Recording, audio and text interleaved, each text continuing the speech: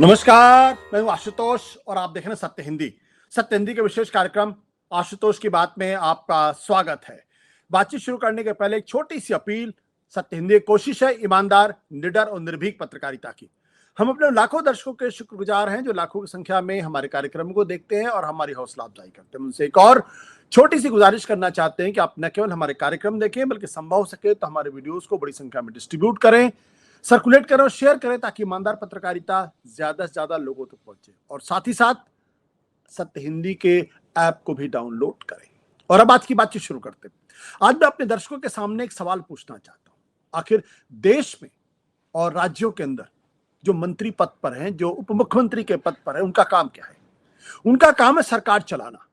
उनका काम है ब्यूरोक्रेसी को नीतियों के हिसाब से स्वतंत्र छोड़ देना और सरकार की नीतियों को लागू करने के लिए उनको प्रोत्साहित करना। लेकिन अगर आप ऐसी तस्वीर देखें कि एक राज्य का उप मुख्यमंत्री किसी आईपीएस अधिकारी को काम करने से रोक रहा हो और जब वो आईपीएस अधिकारी जवाब देने की कोशिश करे तो उसको धमकाया जाए, तो ऐसे डिप्टी चीफ मिनिस्टर, ऐसे नेता और ऐसे व्यक्ति के बारे में आप क्या कहेंगे? क्या ये व्यक्ति वाकई में कानून के मुताबिक काम कर रहे हैं या फिर कानून को लागू करने वालों को डिमोरलाइज कर रहे हैं और गैर कानूनी काम कर रहे हैं? गैर कानूनी काम को रोकने की कोशिश करने वालों को धमकाना अपने आप में एक अपराध है, कानून का उल्लंघन है, संविधान की मूलात्मा के साथ खिलवाड़ है। और क्या ऐसे शख्स को अपने पद पर बने भी रहना चाहिए? यह सवाल मैं आज इसलिए उठा रहा हूं क्योंकि मैं प्रश्न उठा रहा हूं महाराष्ट्र के उप मुख्यमंत्री अजीत पवार को लेकर।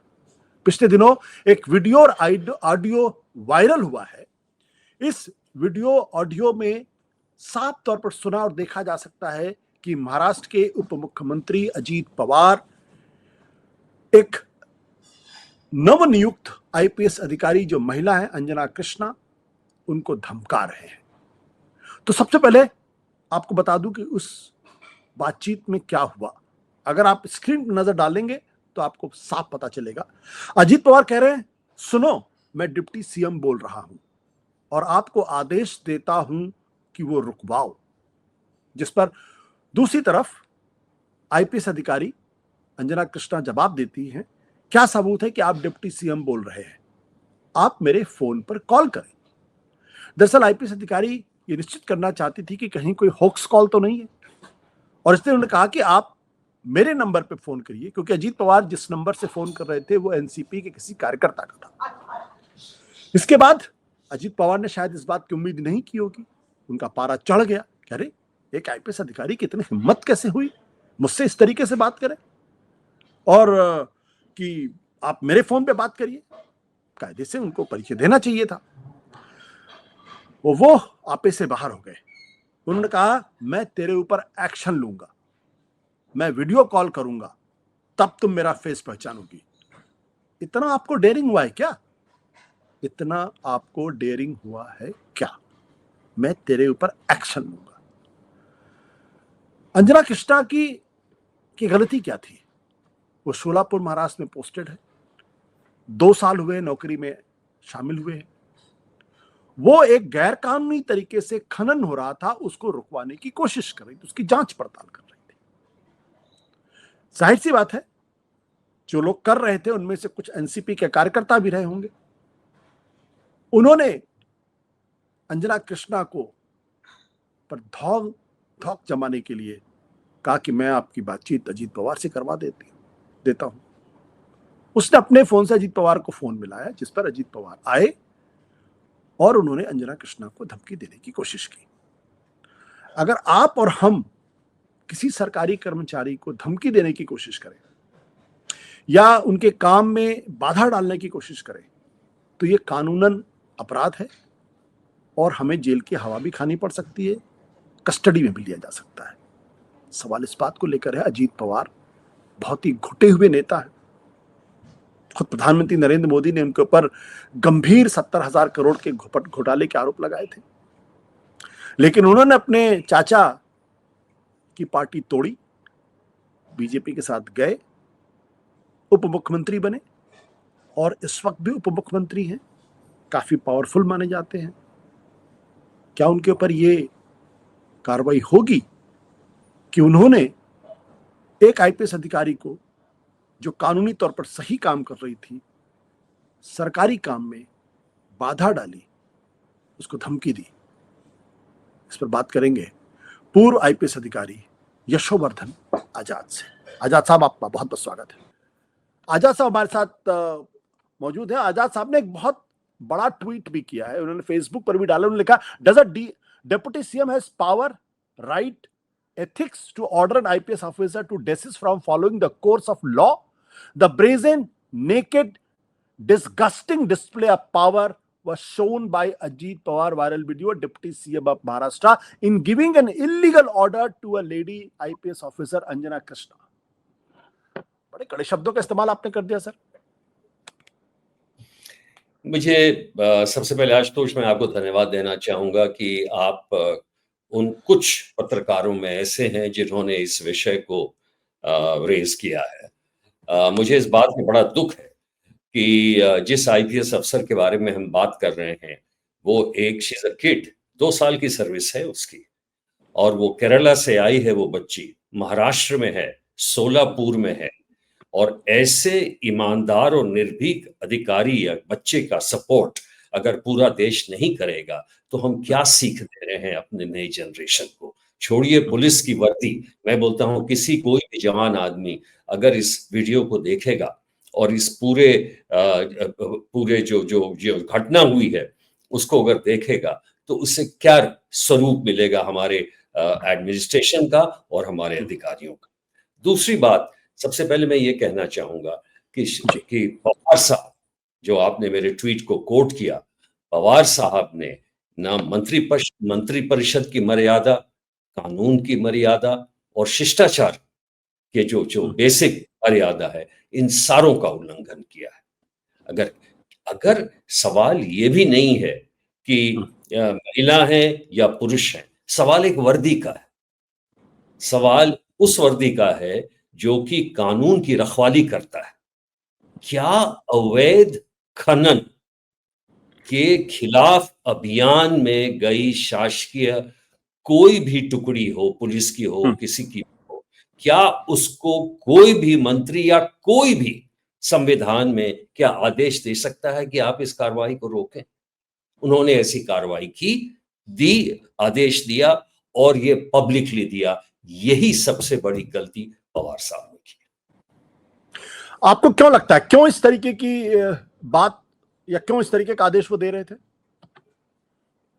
देखिए आशुतोष, ये मेरे ख्याल से नई घटना नहीं है। आपने देखा होगा कि पूरे देश में और अन्य प्रदेशों में भी ये जो माफिया, चाहे बालू माफिया हो, चाहे वो कोल माफिया हो, चाहे वो बिल्डिंग माफिया हो, ये इन्होंने एक ऐसा अपना प्रभाव, एक जकड़ सा कर लिया है समाज को और पूरी व्यवस्था को कि इसके अंदर सभी लोग आ गए हैं। तो चाहे वो कर्नाटका हो, बिहार हो और चाहे वो महाराष्ट्र भी हो। अब सवाल ये है कि ऐसे में जब वो अवैध खनन के खिलाफ कार्रवाई के लिए अंजना गई थी तो पवार साहब ने क्यों किया? उन्होंने कहा कि वहां पे उनके जो सपोर्टर्स थे उन्होंने ये कहा कि यहाँ पे एक स्थिति कानून व्यवस्था की बन रही है तो मैंने रोकने के लिए इसको कहा। ये तो गलत है। सवाल ये है कि अगर अवैध कार्रवाई के खिलाफ अगर पुलिस जाती है और वहां अगर कानून व्यवस्था की स्थिति भी अगर निर्मित होती है तो ये पुलिस का फर्ज है कि उस स्थिति को नियंत्रण में लाए, क्योंकि ये कानून का पालन करने के लिए उसके लिए गए। तो इसलिए जो पवार साहब ने किया और जो अन्य राजनीतिज्ञ करते हैं कि अपने कॉन्स्टिट्यूएंसी में अपने सपोर्टर्स के लिए अगर थोड़ा गलत काम भी हो तो उसको वो बढ़ावा देते हैं वोट के लिए। और सबसे बड़ी समस्या जो हमारे यहाँ है वो यही वोट की राजनीति है कि वोट की राजनीति से जब आप जुड़ जाते हैं तब आप क्या सही है और क्या गलत है वो पक्ष नहीं देखते और इसी तरह के उल्टे सीधे आदेश देते हैं। ये बताइए कि क्या मंत्री महोदय के खिलाफ कोई कार्रवाई हो सकती है? मैं ये इसलिए बात कह रहा हूं क्योंकि अगर कोई आम आदमी किसी प्रशासनिक अधिकारी को, किसी मामूली से क्लर्क को या किसी आईपीएस अधिकारी को अगर धमकाने की कोशिश करे तो उसके ऊपर फौरन दो तरीके के केस हो जाते हैं। एक तो धमकाने का केस दर्ज हो सकता है, दूसरा सरकारी काम में बाधा पहुंचाने का केस दर्ज होता है। जी हाँ, बिल्कुल आपने सही कहा। ये दो चीजें मैंने अपने ट्वीट में भी कहा है कि अगर आप किसी कर्मचारी के वैध कार्य में भी अवरोध उत्पन्न करते हैं, उसके खिलाफ जाकर अपशब्द कहते हैं या कुछ कार्रवाई करते हैं, तो एक तो अपशब्द वाली, धमकी वाली, इसके खिलाफ भी एक सेक्शन बनता है कानूनी, और दूसरा किसी शासकीय कार्य में अवरोध डालने के बाद भी जो जो सेक्शन बनता है, ये दोनों सेक्शन आपके खिलाफ लग सकते हैं। और यही मैं इसी के बारे में मैंने लिखा था कि ये विधिवत कार्रवाई इनके खिलाफ होनी चाहिए। क्या आपको लगता है कार्रवाई होगी? अब ये तो बहुत बड़ा प्रश्न आपने पूछ दिया आशुतोष। आपको खुद भी मालूम है, हमें भी मालूम है कि ऐसी घटनाएं जब होती हैं तो उसमें बड़े लोग आके पंचायती और सुलह करने लगते हैं। एक बयान भी इन्होंने दे दिया है। तीसरा, आपने देखा होगा कि इनके जो सपोर्टर्स हैं वो विसल ब्लोअर को किल द मैसेंजर, तो अब उसकी कार्रवाई कर रहे हैं, वो इंक्वायरी कर रहे हैं अंजना कृष्णा के खिलाफ। जरूर करें इंक्वायरी, अगर उसने कोई गलती की है तो यूपीएससी को क्या मालूम नहीं होता उस गलती के बारे में। तो मैं तो नहीं समझता कि पवार साहब के खिलाफ कोई कार्रवाई होगी। मैंने तो ये अपेक्षा की थी कि प्रधानमंत्री भी अगर उनको इसके कारण इस्तीफा करने कहें तो पूरा देश प्रधानमंत्री के समर्थन में आ जाए, क्योंकि प्रधानमंत्री जी ने ही बिगुल बजाया था भ्रष्टाचार के खिलाफ और किसी भी गलत कार्रवाई के खिलाफ। तो ऐसे में या तो पवार साहब को इस्तीफा देना चाहिए और या नहीं तो उन्हें निकालना चाहिए। दूसरी बात मैं ये कहना चाहता हूं कि फडणवीस साहब जो कि मुख्यमंत्री हैं महाराष्ट्र के, वो आईपीएस काडर के चीफ है, होम मिनिस्ट्री के चीफ है। उसी तरह अमित शाह जी जो पूरा आईपीएस काडर है पूरे कंट्री में, उसके मालिक है, और पर्सनल मिनिस्ट्री के इंचार्ज हैं डॉक्टर जितेंद्र सिंह। तो उनको ये आपस में ये बात तो करनी चाहिए कि अगर एक यंग बच्चे आईपीएस अफसर बाय द वे आशुतोष जी, वो बराबर जब सर्विस में आते हैं तो राष्ट्रपति से मिलते हैं, राष्ट्रपति जी से मिलते हैं, प्रधानमंत्री जी से मिलते हैं, होम मिनिस्टर साहब से मिलते हैं, तो उन्हें क्या सीख दी जाती है? यही सीख दी जाती है ना कि आप कानून का पालन कीजिए, आप देश को संबल बनाइए, आप छोटी छोटी चीजों में लोगों की परेशानी सुनिए, और क्या आप ये उन्हें बता सकते हैं कि मर्यादा के अंदर रहकर कि आप ये ऐसी कार्रवाई मत करो? तो इसलिए ये एक बहुत बड़ा प्रश्न है और इसलिए मैंने इस पे आवाज उठाई है कि इस प्रश्न को आप देखें, आप डिप्टी सीएम से बात करें। अगर डिप्टी मिनिस्टर भी डायरेक्ट अगर माफी मांगते तो मैं इस बात को मान सकता था आशुतोष कि हाँ मुझसे गलती हो गई, आप अपना कार्रवाई कीजिए, मैं अपने लोगों के कहने में आ गया था और मैं आपसे माफी मांगता हूं। मैं समझता हूं कि उनकी इज्जत बढ़ जाती। तो क्या इस प्रश्न को इस स्तर का ये नहीं हुआ है राष्ट्रीय स्तर का कि अमित शाह जी या जितेंद्र सिंह जी मिलकर इस प्रश्न बात करें कि हमें क्या करना चाहिए ऐसे कंडीशंस में? बट लेकिन आजाद साहब, यहाँ सवाल इस बात को लेकर ये कि माफी क्यों? मतलब अगर आपने कानून का उल्लंघन किया तो कानून का कार्रवाई करनी चाहिए भाई। अगर मैं अगर किसी आईपीएस ऑफिसर को अगर मैंने धमकी दी होती, आपने धमकी दी होती या इस तरीके की बातें की होती, तो कानून अपना काम करता है, एफआईआर दर्ज करता और मुझे हवालात के अंदर 2-3 दिन तो रहना पड़ता, उसके बाद मुकदमा चलता और फिर वो बात अलग होती। तो चूंकि वो डिप्टी सीएम है, पावरफुल आदमी है, मौजूदा महाराष्ट्र की सरकार को समर्थन दे रहे हैं, केंद्र की सरकार को भी समर्थन दे रहे हैं, तो वो माफी मांगकर क्यों निकल सकते हैं? कानून को अपना काम क्यों नहीं करना चाहिए? मेरा तो सवाल बहुत सीधा सा है। अगर उन्होंने कानून का उल्लंघन किया है तो कानून को अपना काम करना चाहिए, irrespective of the post he holds. Ashutosh ji, आपने जो बात कही है, अगर कानून की प्रक्रिया इसी प्रकार से अगर हम उसका इम्प्लीमेंटेशन करने लगे तो देश की जो 80% समस्या है वो तो बिल्कुल खत्म हो जाएगी। मैं आपसे बिल्कुल ही इस बात पे सहमत हूँ कि चाहे कोई भी आदमी हो, अगर उसने कानून का उल्लंघन किया है तो उसके खिलाफ कार्रवाई होनी चाहिए। लेकिन सवाल तो यही है हमारे यहाँ। आप देखिए कि भिंड में एक कलेक्टर ने पुलिस स्टेशन में जाकर एमएलए के खिलाफ ये कहा कि सैंड माइनिंग के मामले में मैं बालू की चोरी नहीं होने दूंगा। और वहां पे उन्होंने एक एफआईआर लिखाने की कोशिश की और पुलिस ने एफआईआर नहीं लिखा थाने में, और ये कहा कि हमें कुछ अधिकारियों से बात करने की अनुमति दी जाए। तो यही तो बात है कि कानून को जब अपना आप राह नहीं लेने देते हैं कि कानून के सही जो पालन होना चाहिए उसको करने में अगर कानून बाधित होता है तो ऐसी स्थिति उत्पन्न होगी। और इसलिए मैं कह रहा हूं कम से कम इस पे राष्ट्रीय स्तर की चर्चा तो होनी चाहिए, क्योंकि देखिए आशुतोष जी, ये बातें पहले भी होती थी, ये तो आपको भी मालूम है, हमें भी मालूम है, लेकिन स्पष्ट तरह से जनता के सामने खुले तौर से ऐसे आदेश दिए जा रहे हैं और जो गैर कानूनी आदेश, तो इसके बारे में अगर कोई कार्रवाई नहीं होती है, कम से कम मंथन तो होना चाहिए कि क्या इस पे अग्रिम कार्रवाई। आप तो मंथन की बात कर रहे हैं। वो अजीत पवार की पार्टी के एक एमएलए जिनका नाम है अमोल मितकरी, उन्होंने यूपीएससी के सेक्रेटरी को चिट्ठी लिखकर कहा है कि अंजना कृष्णा के शैक्षणिक योग्यता से जुड़े हुए तमाम दस्तावेजों की जांच होनी चाहिए। और मितकारी ने कहा कि जांच रिपोर्ट संबंधित सरकारी विभागों को भेजा जाए। ये ब्रेजननेस छोड़ दी, ये तो उस अधिकारी को ही दरअसल डराने धमकाने की कोशिश है और सार्वजनिक तौर पर कोशिश है ये।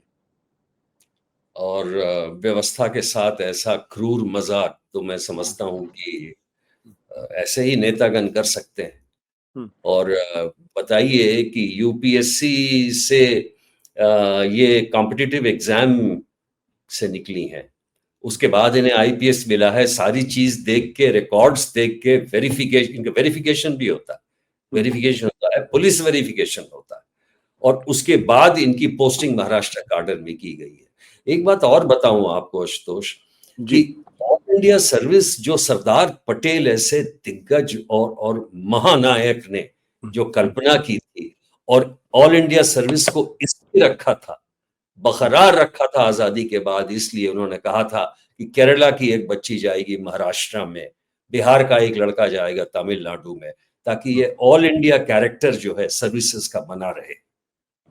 और ऐसे में अगर हम दबाव डालें ऐसे से, कौन फिर जाएगा? आज वैसे भी आप देखिए नॉर्थ ईस्ट में नहीं जाना चाहते हैं, वहां से आज अगर कुछ ऐसी गतिविधियां महाराष्ट्र में भी रही तो लोग वहां जाने से कतराएंगे कि भाई हमें तो वहां कानून का पालन भी नहीं करने दिया जाता है, हम वहां क्यों जाएं। एक बात और बताऊं आपको आशुतोष, कि शाहपुर में तुकाराम मुंडे एक बहुत ही बहादुर आईएएस अफसर है, और वो कलेक्टर, जब वो कलेक्टर थे, उन्होंने माफिया के खिलाफ एक कार्रवाई की थी, और उसके बाद से जो उनके ट्रांसफर का सिलसिला शुरू हुआ है कि पिछले 19 साल में उनके 23 ट्रांसफर हुए हैं, और वो एक अच्छे अधिकारी हैं आईएएस के, और उन्हें वाटरमैन ऑफ महाराष्ट्र कहा जाता है। तो अगर ऐसे ही हालत हम बना रहे हैं अच्छे अच्छे अधिकारियों की, तो किस तरह का हम फ्यूचर देख रहे हैं? ऑल इंडिया सर्विसेज ही खत्म कर लें, वो बेहतर है।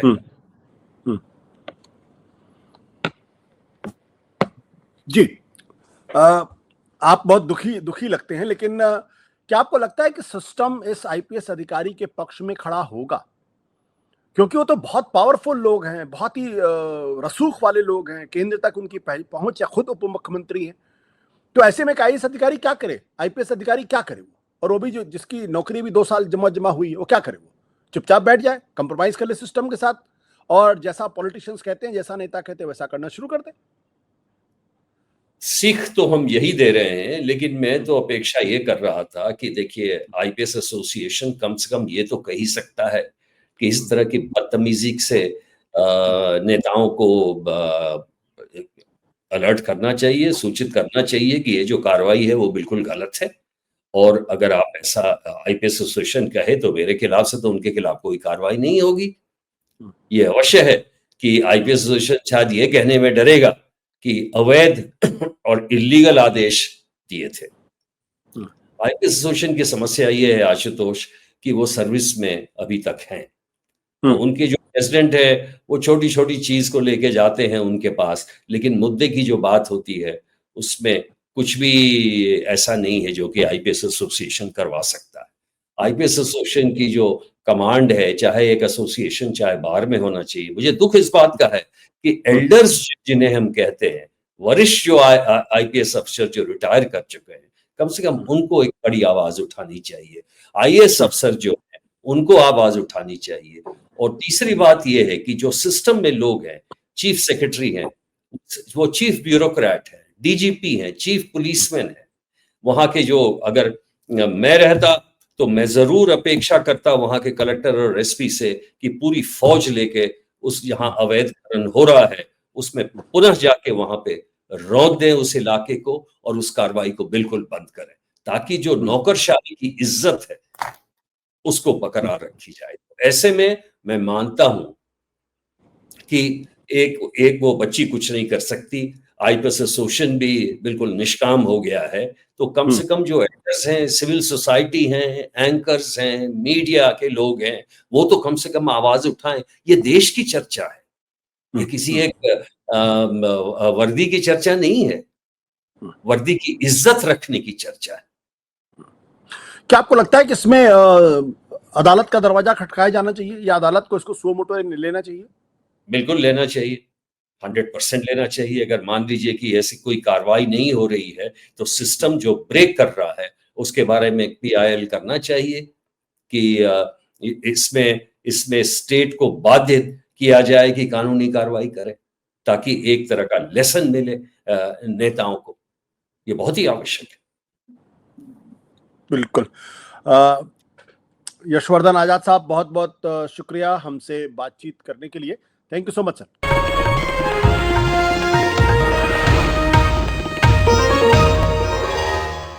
Copyright disclaimer under Section 107 of the Copyright Act 1976. Allowance is made for fair use for purposes such as criticism, comment, news reporting, scholarship, and research. Fair use is a use permitted by copyright statute that might otherwise be infringing.